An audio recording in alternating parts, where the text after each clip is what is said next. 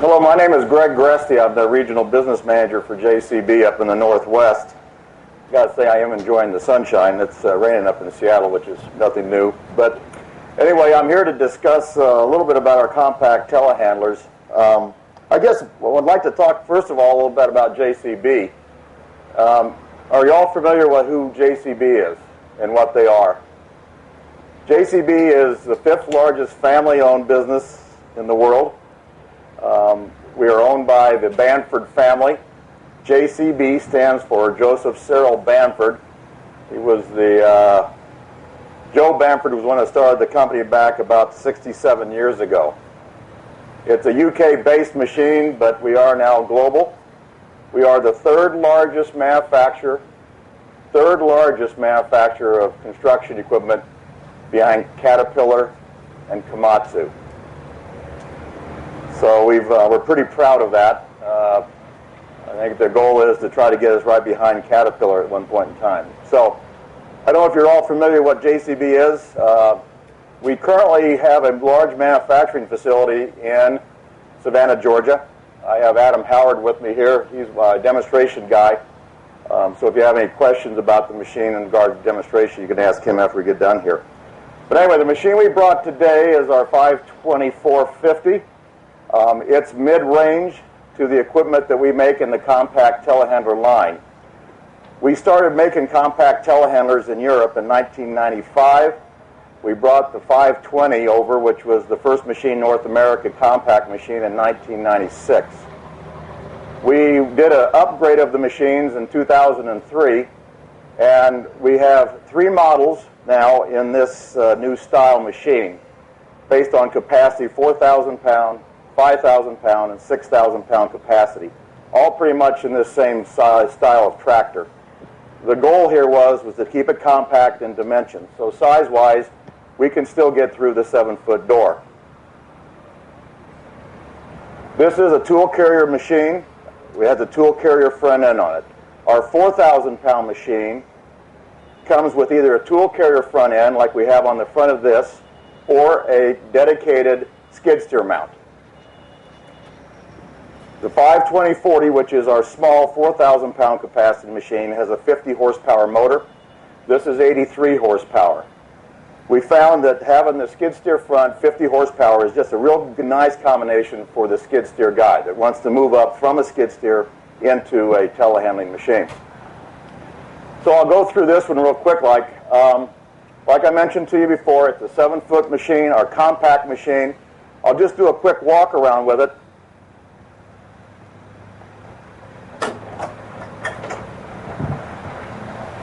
One of the things that we're very proud of at JCB is our machine is almost totally JCB. JCB axles, JCB transmission, JCB chassis. The whole machine basically is made by JCB. We are currently introducing this machine with our Dieselmax engine, which is our new 4-cylinder, 4-liter motor that we have available. We're using those in our backhoes and our load-alls. This machine here came out of the demo yard. It still currently has the Perkins motor. But we will progress into the Dieselmax motor, which I got to tell you, I don't know if you're familiar or not, we actually did set the land speed record about a year or so ago in Bonneville with 2 Dieselmax engines at 350 mile an hour. So we wanted to go out and prove to the competition, or at least to the people in the diesel business, that we're here to stay. So this currently has the Perkins motor. One of the things that we wanted to have with this when we designed it, which we kept talking about today, is the ease of maintenance. So everything ground level here is basically for your daily checks, checking your oil, checking your coolant, ease to get in to get your hydraulic fluid and that sort of thing. So we try to make it so it's very easy to get into, very easy to maintain.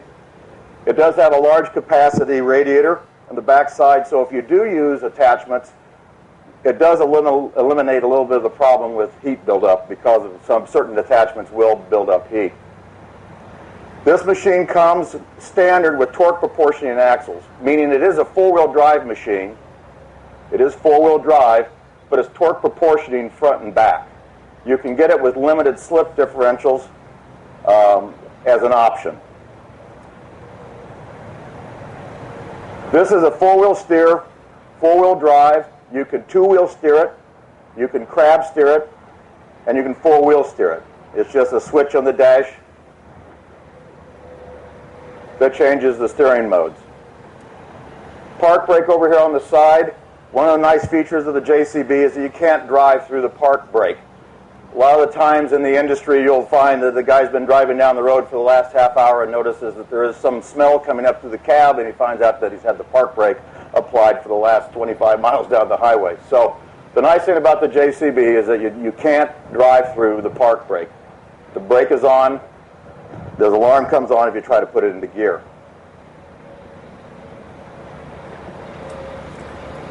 The controls on our machine, we try to make it as easy as you can to get in and out of the cab.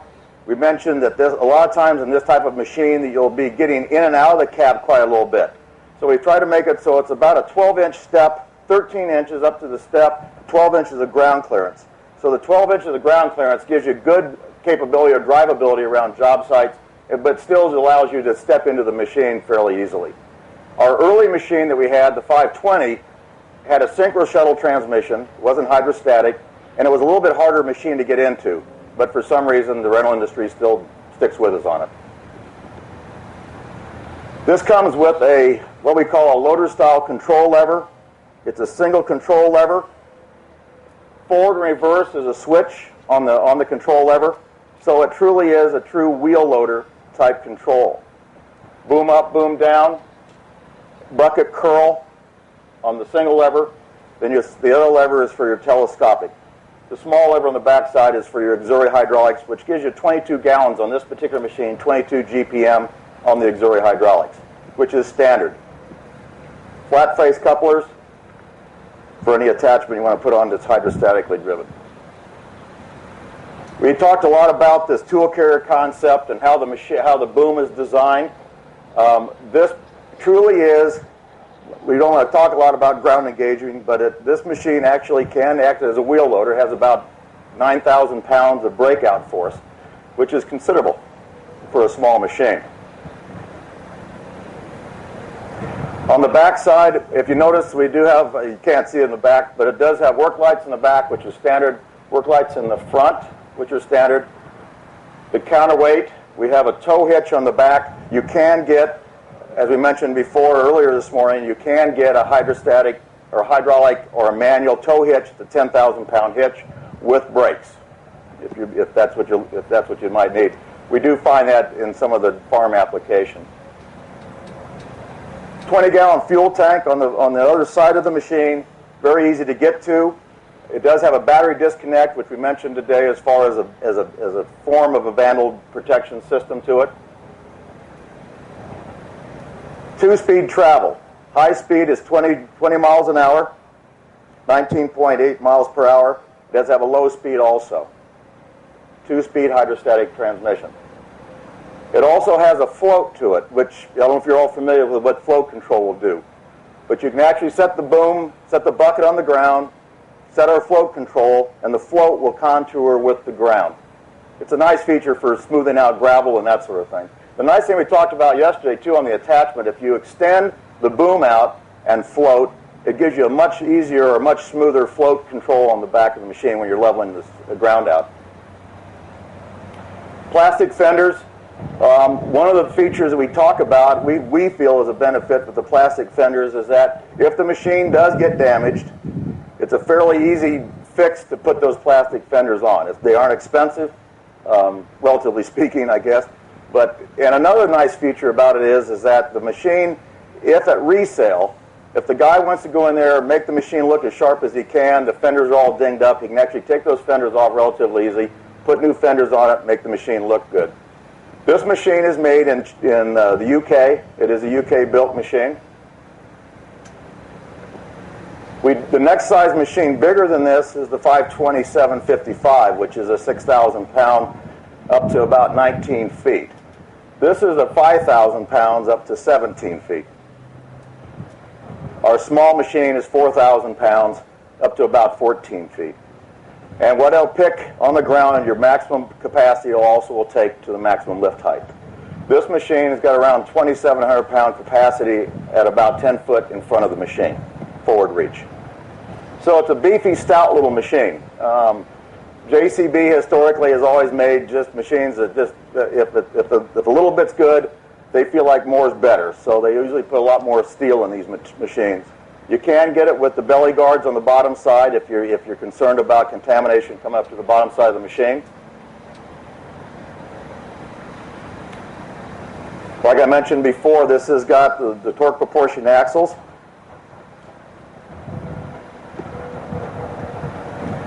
Comes in a cab or canopy. This is the canopy machine. The machine with the cab or canopy is both certified ROPS and FOPS. The cab machine is air conditioned. It's got a radio package to it. It's a very, very nice machine. It does have a split door to it also. So you can have the Dutch door effect, so you can swing the door open if you want to get the ventilation through there. Comes standard with that front windshield guard on it. If you did get the cab, it also has wipers all the way around the cab.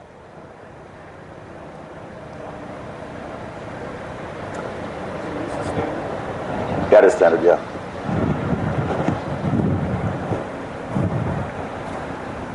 Two-speed switch in the cab. You can shift it on the fly. So if you're going down the highway or going down the road, you can flip it to high speed. The high speed will engage. You don't have to stop to engage that. We do have we talked about this morning, we do have a electronic control lever that has a lot more functionality to it. It's a fairly expensive option. It's around $2,300. It does give you all control in one lever. You got boom up, boom down, you got your bucket curl, and you also have got telescope without taking your hand off the control lever. So we do sell some. Some people want to buy the high-end machine, and that's what we have that available. We advertise what we call an inching control. Basically meaning is that if you want to rev the engine up without moving forward or reverse, we have our inching control, which is basically on the brake pedal function. So as you push the brake pedal down, it's more or less, it feels like a D-clutch mechanism. But it can be used as an inching control. In a snow removal application where you want to have high engine RPM and a fairly slow creep speed consistently, we would go into a creep control or a creep control system, which our dealers have been putting on. So it's it's not a real complicated thing to put together if you need to. Okay. Clear up a little bit of my understanding on this. The 50 horsepower engine that comes with the skid steer product, so to say, competitive product. Yep. How will when you switch over to the Dieselmax, you're talking about this 4-cylinder, 4-liter engine. Will that be the same engine? Well, I mean, are there two separate engines that will then still be produced by you guys? Good question. At this point in time, the Dieselmax motor will go into the 83 or the 80 horsepower unit. Basically what it is, it's our 4-cylinder engine non-turboed. So it'll be the 4-cylinder engine that will go into this machine. Right. On the 520/40, on the 520/40, we'll probably maintain the Perkins engine on it, 50 horsepower. So there was the 520/40 is the one that has the skid steer? Correct. Skid steer front end. Now you can either get it with the skid steer or you can get it with a tool carrier front. The majority of the machines that we sell in the 520/40, which is the 4,000-pound capacity, 50 horsepower machine, we normally sell that with the skid steer front on it. Mm-hmm. And I've got to believe, I mean, that all of the new engines are going to be coming out. The Dieselmaxes will be Tier 3 compliant. Right. The Dieselmax engine, I just, without talking a lot about it, we're real proud of the Dieselmax engine. The engine right now is, we can become up to Tier 4 compliant fairly easily. The machine has been structurally built to work, quite handily up through whatever Tier 4 regulations we're going to be involved with. Tier 3 will be very easy for us to walk into. So it's just more of a fuel pump change at that point in time. But, so that should be coming here whenever it's available. Okay.